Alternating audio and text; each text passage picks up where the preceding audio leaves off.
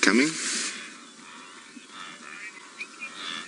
Look at this. There's a hyena with a wildebeest leg and another hyena wants it. It's coming in fast. Oh, is it going to catch it? Or is the low-ranking hyena going to have the stamina to get away with that piece of wildebeest? There's been murder and mayhem in the Mara overnight by the Mara marauders. Well, I like to think of them as marvelous Mara marauders. My name is Brent Smith. I got Dave East on camera and back to hyenas. George, it's catching it. It's catching. Left, far left. Oh, they're turning back in. There we go. It really wants that piece of leg. It doesn't want to give it up, but I think it's going to get caught. It's like a Formula One rally out there on the open plains. I think, oh no, is the dominant hyena tiring? Oh, there's some wildebeest fighting in the foreground, Zeds and Grants and Thompson's gazelles in the background. It's all happening in the murderous Mara this morning. Oh, I think got enough speed on him. He's pandemonium out there. Oh, but this is why hyenas are so successful. That incredible stamina. Oh, now it's attracted the attention of another. So now there's two hyenas trying to steal the spoils. Oh, there we go. A push of speed. Oh, it's getting close. Is there another hyena cutting off from the other angle? Yes, there is, but it's looking a little bit lazy. Oh, there's two more. There's three hyenas on its tail now. It really does not want to give up. Oh, it's... Oh, nearly tackled. Oh, the hyena with the leg has found another burst of speed.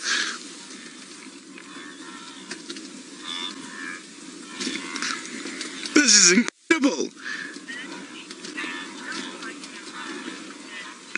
Now, you will see there are the game drive vehicles. Oh, where's he gone? Has he done loop-de-loop? Oh, I've lost sight of him. I think he's gone into a bit of a dip. And it wasn't that exciting. I actually feel quite happy for that low-ranking hyena that it managed to escape. You can see it's quite chilly, quite windy. We're with the local wildebeest migration, so we're on the other side of the river from the Mara Triangle. There has been murder and mayhem, and you can see there's a huge amount of vultures here. No sign of lions, so I think this is probably just a hyena kill. So let's have a look. We've got white-back vultures there, and I saw a rupal somewhere. Let me just have a quick look carefully. Oh, behind us. Well, we'll get back to that. We've got some jackals and other hyena up ahead.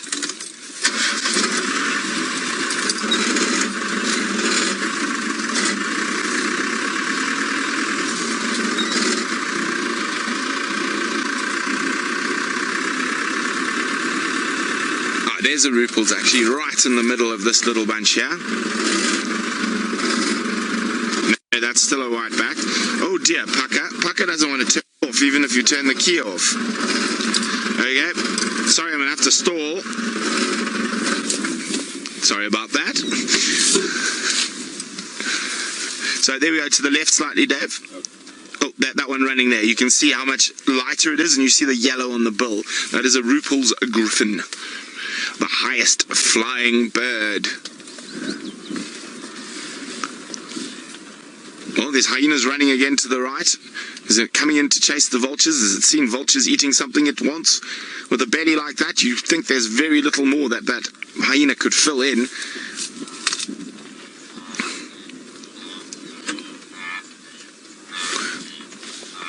And you can see all the wildebeest everywhere, part of the local migration. So these are the wildebeest that move between the National Reserve and the conservancies.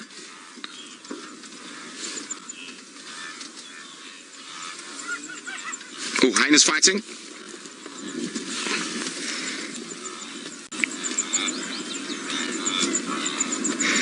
Oh, very similar ranked by judging by that interaction. That no stepping down, but definitely fighting back. Now, this clan is the clan that hangs out around Governor's Camp, and we've been to their den before, and that's where we saw the pile of babies all together. Now, I'm guessing this clan is probably between 60 and 80 strong.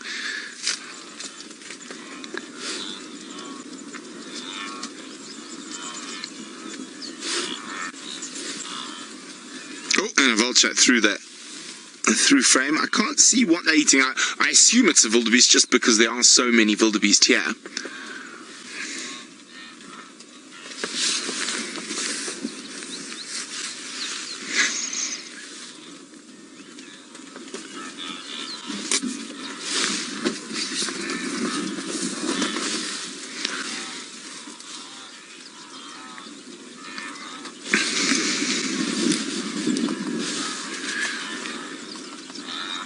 You can hear that.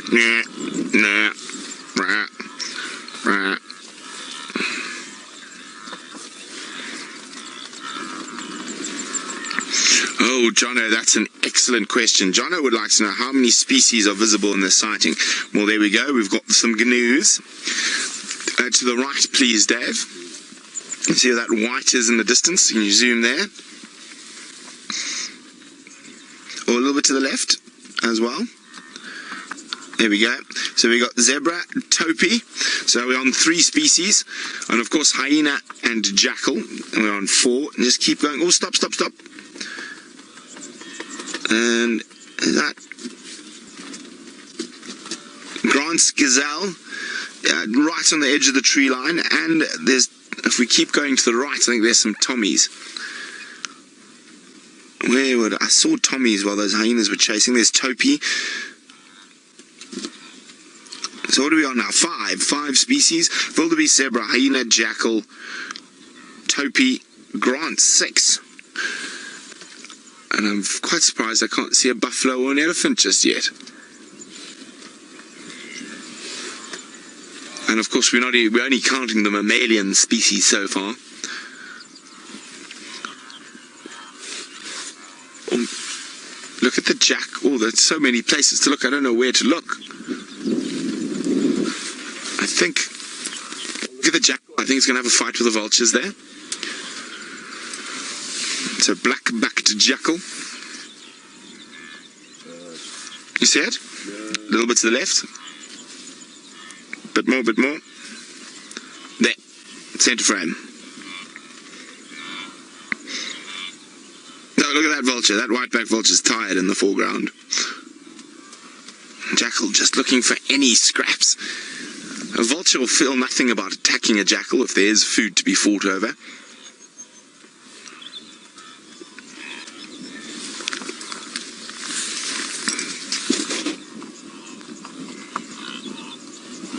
Now, I've just got my binos up. I'm just doing a proper quick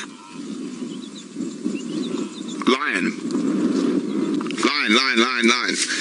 Okay, so that's why I just picked up my binoculars about there. Keep going, there, where my finger is. That looks like a lion. It is, it's a lioness. Or could this be the Marsh pride moving back in? And they were north, but we're right next to the marsh that they like to hang out on. But that just looks like a single lioness. Now, from my research so far, there has been a single lioness that broke away from the rest of the Marsh pride, and she's got cut on the western side of the Rhino Ridge. Well, it seems like the hyenas are calming down a bit, so I will try to go closer to that lioness shortly. I just want to make sure there's nothing else. So up the binoculars come again, and ostriches, Thompson's gazelles, turkeys, impala. So what are we on now? Well, let me just try to do this again. So we got backpack jackal, hyena, wildebeest, Grant's gazelle, Thompson's gazelle, zebra, lion, impala. Am I missing one? I feel like I'm missing a species. Topi. So we're on 9 species already, and I haven't actually had a proper look everywhere yet. And we're not even counting the ostriches and the vultures. Okay, let's move a little bit forward.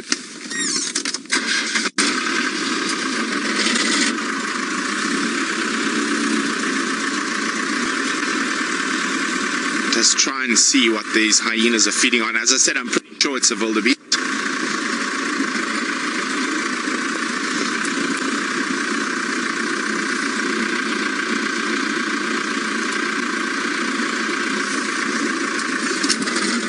it's definitely a wildebeest. Oh, someone's making a break for it.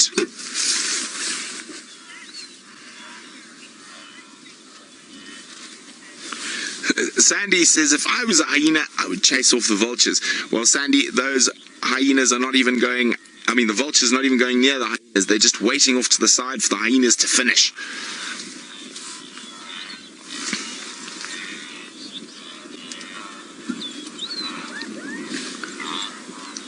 It is quite windy again here, so the audio of the hyenas is quite hard to hear.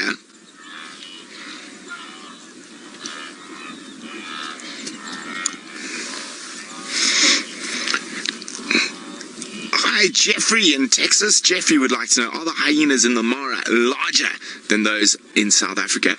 Actually, the opposite, Jeffrey. They're smaller, but what they lack in size, they make up for in sheer force of numbers. Well, it looks like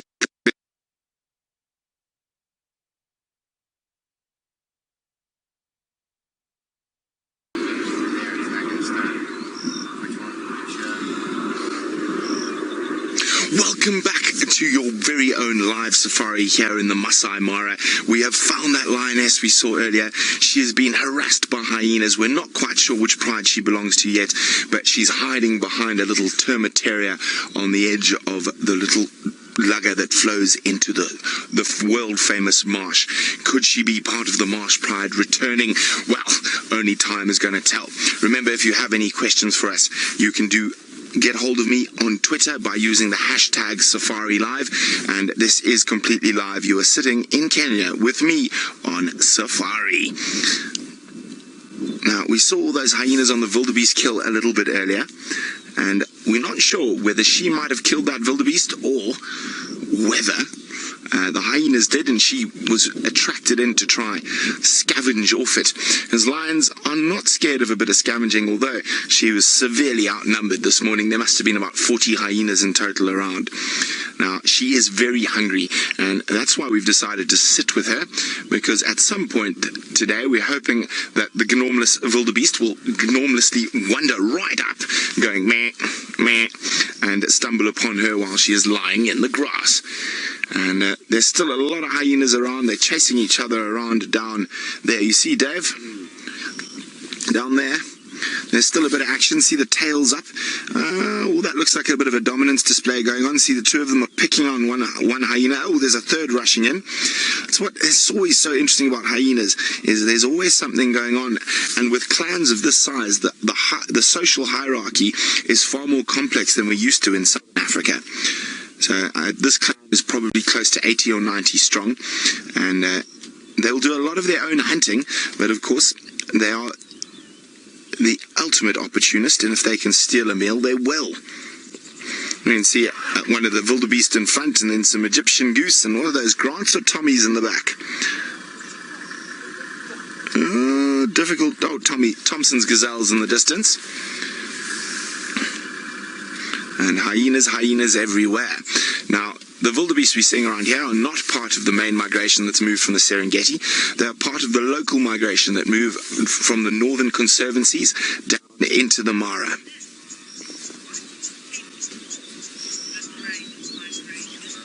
Oh, there's some crowned cranes up on the ridge as well. Is that a crowned crane?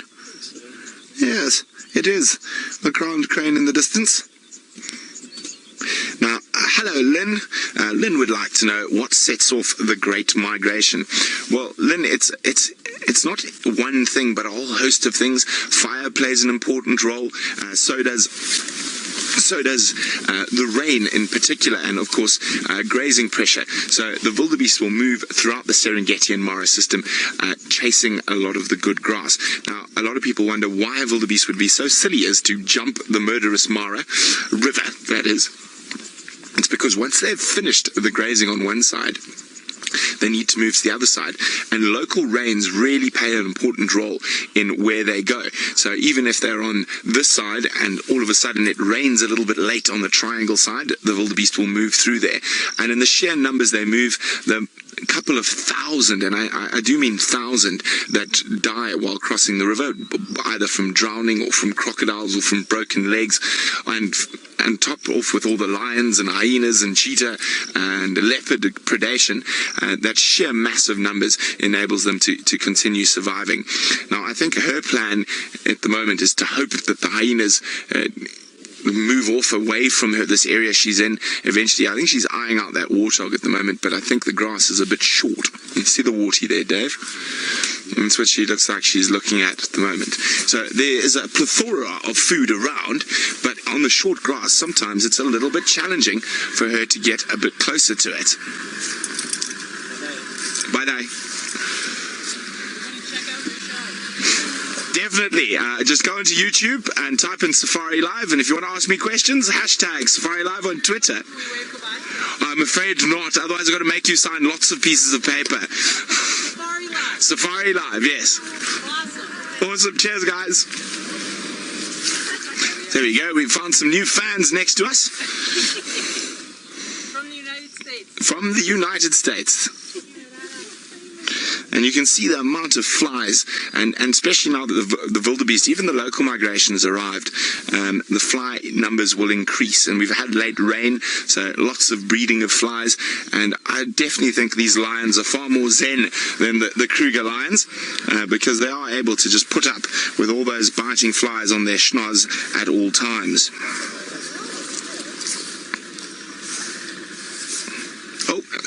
Looks like she's tucked in and going to have a little nap.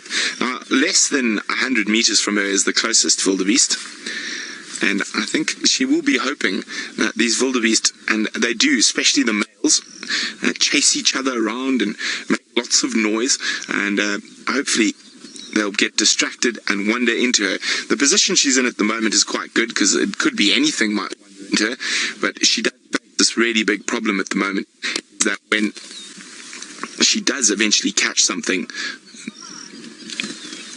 the hyenas will come rushing in.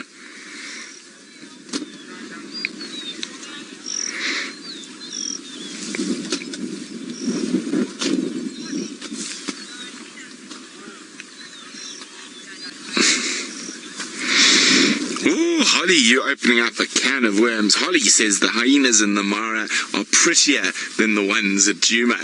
Ooh, Holly, you're very, very brave. I think I have to say they're equally as beautiful. I'm going to play the safe game here. They're definitely busier. Well, probably not busier, just it's much easier to see them, just due to the open nature. And of course we'll be able to see a lot more interactions, and their behavior will be slightly different because of the ecosystem we're in.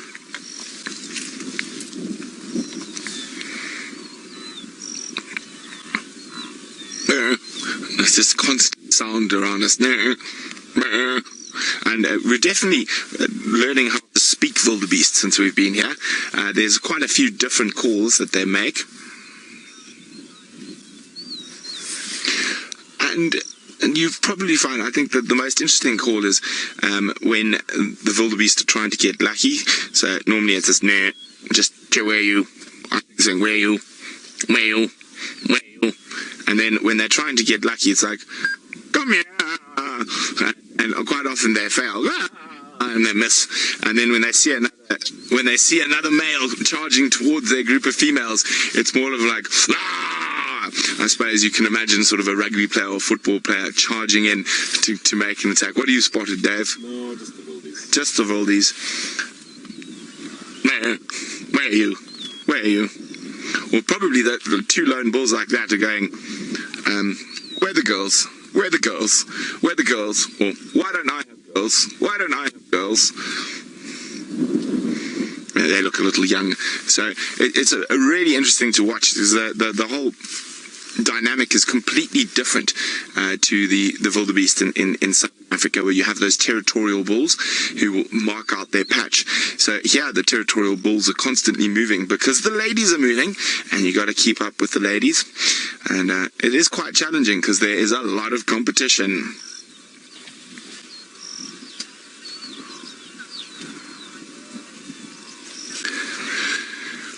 Hi, Mita, who's 8 years old. Mita is wondering, do the wildebeest come from one place? No, they don't, Mita. They come from various different places. These wildebeest around here come from the north of us, and they go up towards the foothills of the mountain range to the north of us, and that's where they graze during the green season. And then as it dries out and less rain, they move down to the Mara plains in this area. And the other wildebeest will migrate much further, and they don't all migrate together. So there's probably 3 or 4 different lines of wildebeest. But probably by the end of July, they're all going to be spread throughout the 170,000 hectares odd that is the Masai Mara. So they're far more spread out when they're in the Serengeti, but when they are here, they are literally packed into this tiny area, and it makes for one of the greatest spectacles on earth. And we are so excited to be able to share this with you. Now, this lioness doesn't look like she's going to do too much, and I saw some vultures landing not too far away, so I'm going to probably come back to her, but I'm going to bumble towards the vultures. In the meantime, Byron has got one of the most beautiful birds of prey on Djuma.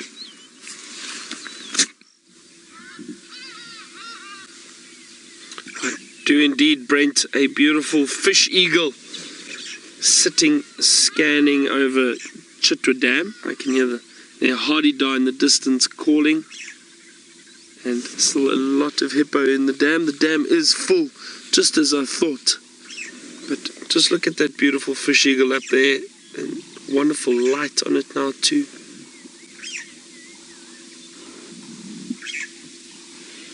One of my favorite eagles, the fish eagle.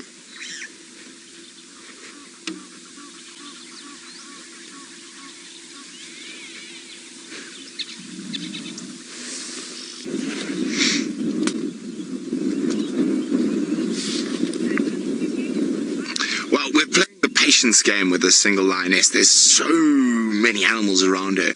We are hoping that one of these male wildebeest goes meh, meh, meh, into her clutches. As you can see, there's a few of them just behind her to the right that have been chasing each other around a bit, and hoping that lot might come a bit closer. They seem to forget they've seen a lion. Oh, there's one for the bird list as well, for those Egyptian goose. Well, one I think you've all seen at Djuma, but for the Kenya list at least.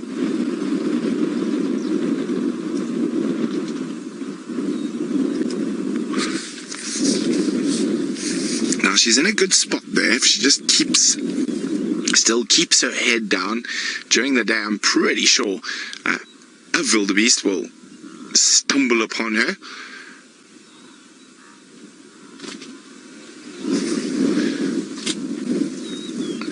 Now, as I said, there's so many animals around here.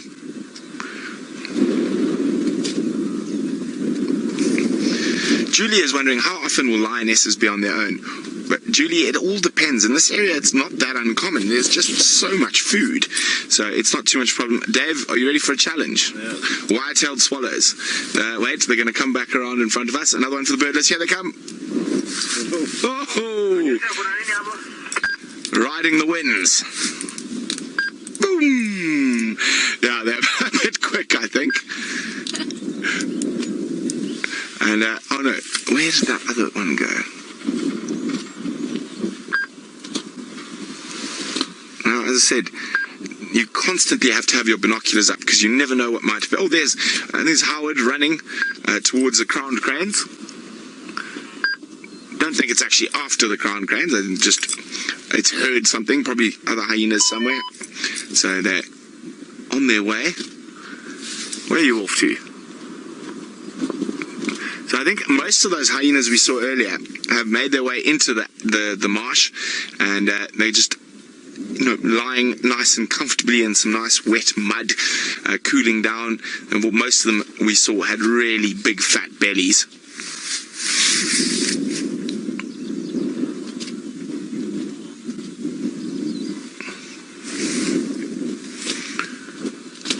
Lots of zebra around.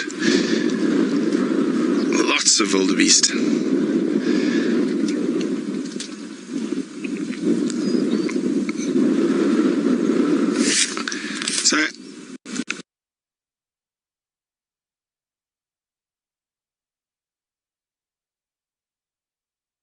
And it doesn't mean they're not part of a pride, but there is just so much food around that they are able to survive on their own. Although I think this is a slightly more difficult area, just because there is a hyena den close by here, and there are lots of hyenas, so it can make it a little bit more challenging. But the hyenas will get full, and she will get her chance. There we go. We got some Tommies, some zebra. Now, let me just move the car a tiny bit back, Dave. So how many species are we on from here? Let me just think about this quickly. So we've got Thompson's gazelle, Grant's gazelle, wildebeest zebra, lion, hyena, jackal. What am I missing? I know we had more. Let's start again. Oh, topi. We had 9 earlier, didn't we? Oh, warthog. Warthog. Now we're going to add from one. I mean, we've barely moved 100 meters since we've come into Musiara Gate. And let me just do this. So we're on 9 species in about 500 meters. Now we're going to the other side of the marsh there, Dave. You see there's a whole bunch of animals together. Yeah. And we can get some waterbuck to make it number 10. Let me just have a look. Where the waterbuck? Keep going. There's a waterbuck. And you can see it quite far away, but still, that's species number 10. Now, let me just double check where it was. All right, a little bit more to the left, Dave. A little bit more, little bit more, little bit more. Right? Am I being mad? Yes, keep going. There it is. There it is. A nice bull eland for number 11. So let's start from the eland and work our backwards. Eland, waterbuck, topi, zebra, wildebeest, Thompson's gazelle, Grant's gazelle, lion, hyena, jackal, warthog. I still feel like I'm missing something. What do you think, Dave? 11. Count the zebra. Yes, I counted the zebra, Dave. Ah, yes, wait, I did see another one. I've just got to find him. There he is. Okay, back off to the right, Dave. Okay, keep going. A little bit more. And I think it's there. Can you see the one hyena standing there somewhere? Yes, to the right. And zoom in. There we go. There's the backs of some buffalo bulls. And there's a hyena doing exactly what I think the rest of them have done. Gone into the marsh to lie in the nice, cool, wet mud. So buffalo is species number 12 in 500 meters this morning. I think we can... How many mammal species do you think we can get today? Both safaris. So we're on 12. Think we can get to 20? 20 mammal species. Oh, we're going to have to work hard to get to 20. We're going to have to work very hard to get to 20, but I think it's possible.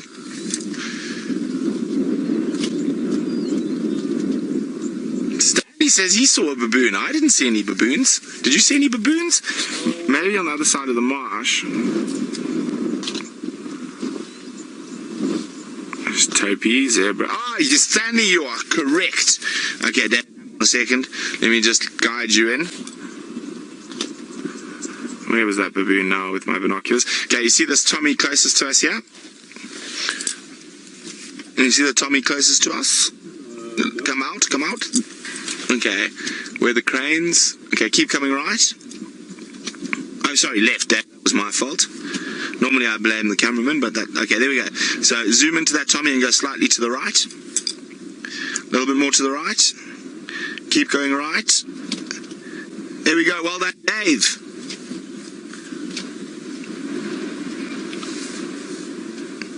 Eland! We forgot the eland, so we're on 14 already. I counted the eland apparently, no. So we're on 13 with the baboons. Ooh, 7 more to go. I think that's quite a challenge for a day to get that many species in a single day. I mean, we definitely have to top up on some predators, you know, cheetah, leopard. What else are we missing? Serval, caracal, side-striped jackal. Oof, that would be a humdinger of a day. Do we count human beings? Nah. They are a mammal. And of course, a boarhoe reedbuck is actually one I have been looking for, especially around the edge of the marsh here.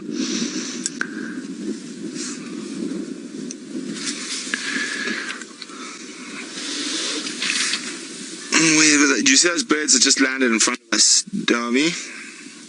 Where are they? There. A little bit, there we go. Man was wondering what birds are around. Aha. There's one, a wattled lapwing.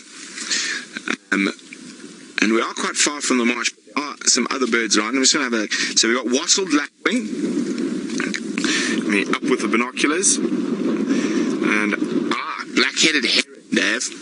So just move left from the wattled lapwings towards that little bush. Keep going. Okay, center frame about now. There we go. Black-headed heron. Now, wouldn't be amazing. There's moving. He's spotted something. Did he get it? Oh, I'm not sure. Yes. And strangely enough, the martial eagles in this area, apparently the black-headed herons are one of their favorite things to eat. So that's very cool. Did we get the banded mongoose on camera earlier? Or was it when we were having gremlins? Oh, we had gremlins. Damn it. I thought it was 15. Okay. So what other birds? Fuzzman and Sparkles. So we've got the black-headed heron. We do have the crowned cranes, of course. Oh. They're quite far, but there's some spur-wing lapwings. About there. Let's just have a look. Okay, the zebra. Alright, left of the zebra next to the wildebeest. Shamsung's wondering how my bird list... Left. There we go, in front of the wildebeest, some spur-wing lapwings. They take the same sort of ecological niche as the blacksmith lapwings do in southern Africa. We don't, of course, have any blacksmith lapwings, so they fill the same place around the edges of water holes and streams and rivers. There's some crowned cranes, and there are some egrets and stuff in the marsh, but we're just a little bit too far for them, I think. Samsung's wondering how my bird list is coming. It's coming along smashingly. And now that we're in Paka, which is far more open, we can definitely help increase everyone's live bird list. Look how cute those warthogs are. They're really enjoying the morning sun. They're actually sleeping. Their eyes are completely closed.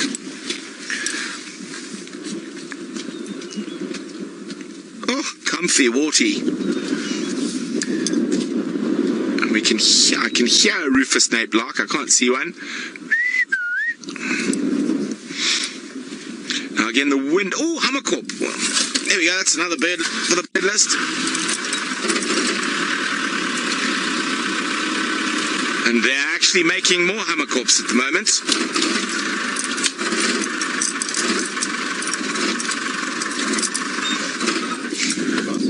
Okay, they just stopped making more hammerkorps. Okay, see where the wildebeest are jogging? Oh, they've disappeared into the grass. But I only saw them because the one was on top of the other. There is a lilac-breasted roller if you go a little bit to the left of that there, Dave. I think he's a bit far. Don't worry. Oh no, he's flying, that's why he's moved. You see he's coming towards us. Where that termite mound is. He's... Bloop. Oh, is he behind the pole? Okay. Oh, Pucker. I hope you get us home today. Okay, there we go. One more. Lilac-breasted roller. You got him. Middle... Center frame. Here we go, another one for the Mara bird list, and we'll just keep them coming.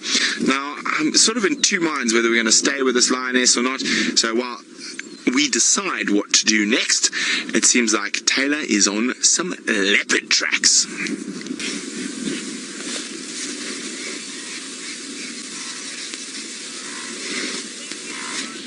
Well, here we go. We've got number 15 on the map list, hiding in the waterweed is a hippopotamus. And also for our birders, we've got some African jacanas and a grey heron. So we've seen black-headed and a grey heron today. And we're a bit closer to the... Hey, look at that, isn't that gorgeous? Waiting to spike a poor frog or fish that happens to come close to it. And we're a bit closer to those buffaloes now that we saw at a distance. And around the buffaloes, there's also some birds. So keeping the mammal people and the bird people happy today. So there we go. There's a yellow-billed stork and some sacred ibis. Oh, that mud looks sticky, old man.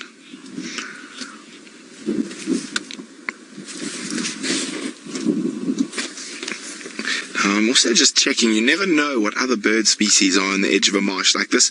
We might get lucky with a crake. Oh, wattle starlings flying in. Going to land around the buffalo, I'm guessing. Or they are not going to fly. They're going to fly over the buffalo.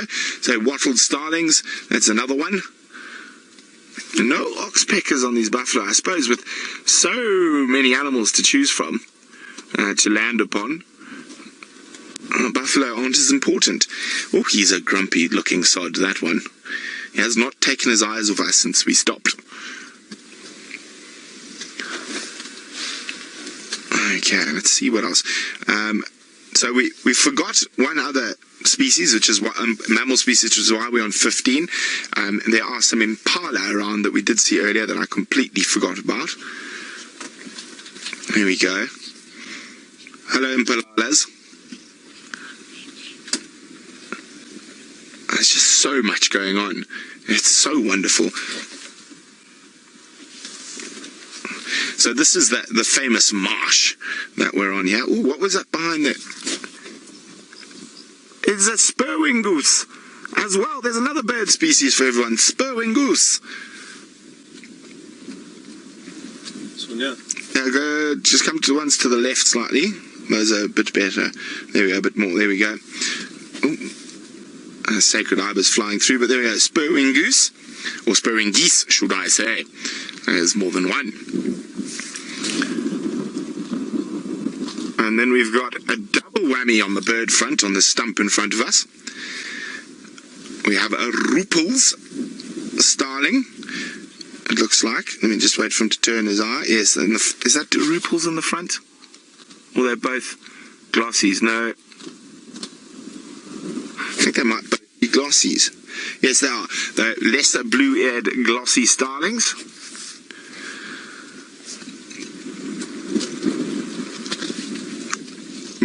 Enjoying the morning sunshine.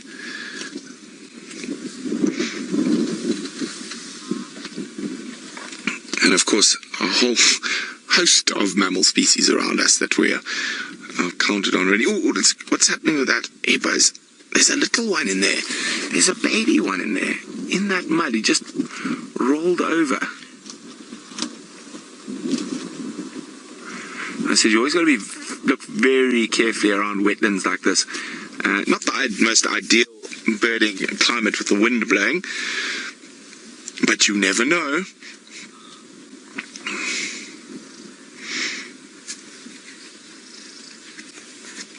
Remember, hashtag Safari Live.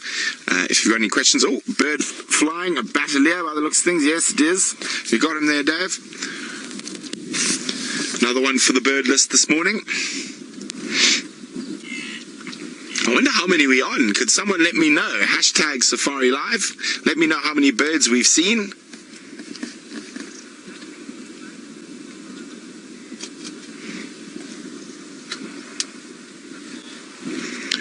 James is wondering, are there any bird species that occur both in Kenya and South Africa but with different coloration? Not that I've seen. Oh, actually, I lie. I'm fibbing.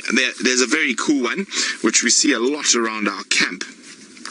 And I will get it up for you now while Dave is doing a wonderful job following that batelier.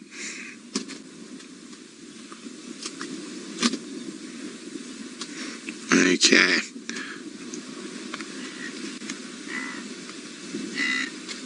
Now, it's a bird we see at Djuma, and it is the speckled mousebird. But the cool thing about the speckled mousebird here is they have a white cheek. So there's a different color variation. Oopsie, there we go. It's quite minor, but there we go. Here they all have white cheeks. In South Africa, they lack that white cheek. Speckled mousebird. We see them a lot around our camp. Not so much down here in the open grassland. They prefer a little bit of forestation around. Okay. Now, let's see. What else can we see from here? Let me just use my far lookers. The baboons, wolfbuck. I'm trying to see if we can find any other birds hiding. Oh, they're far away though. And they're moving too fast. Some swallows.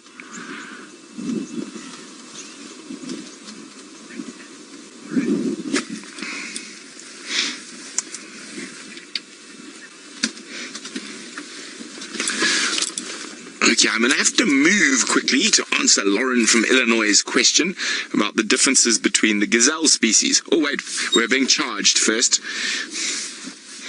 Hi guys. So this is males running around being nutcases.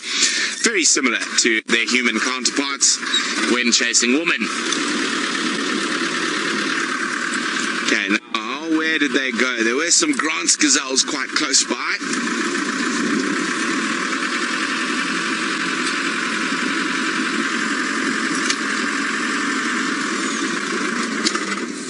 Okay, beyond the baboons, there are some Grant's gazelles. Unfortunately, the light is quite harsh, so I'm just trying to see if there's a Tommy close to them. There's not. But the Grant's gazelles are quite a lot bigger than the Tommies, and they're a lot paler. Do you see them, Dave? They're just to the left of that wildebeest you are following, behind the baboons. So there we go. There's the Grant's gazelles. Horns are much bigger. Their body size is much closer to an impala than the... Oh, there's a Tommy behind that Grant. So you can see the Tommy in the distance. Far more boldly coloured, with that black stripe being very pronounced on the Tommies. So Grants are paler and much bigger, but just under the size of an impala, where there is the Tommies. And they also form quite a large portion.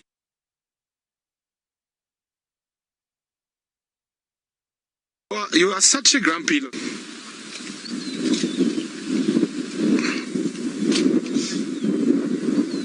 Oh, you've got some hippos moving upstream at probably one of the narrowest points I've seen in the Mara River. There's a bit of a standoff between them, but it seems to be peaceable. Now, the river is incredibly low this year, which is causing a bit of competition for space. Now, this particular spot where we are is actually a very popular crossing point for zebra and maybe for wildebeest later on in the year. And you can see there how the thousands of hooves have worn through the banks.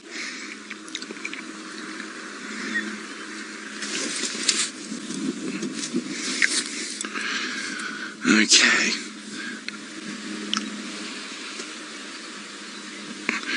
Well, it seems like everything's becoming peaceable, and as we come towards the end of an amazing safari in South Africa and Kenya, and it has been absolutely spectacular, and we have loved sharing every second with you from both countries. So from myself and Dangerous Dave, and of course everyone in South Africa, Taylor and Byron and their respective cam-ops. It has been an absolute pleasure, and we can't wait to do it again in a few short hours, and who knows what wonders await. We're going to try and get to our 20 mammal species, but from us here in the Mara.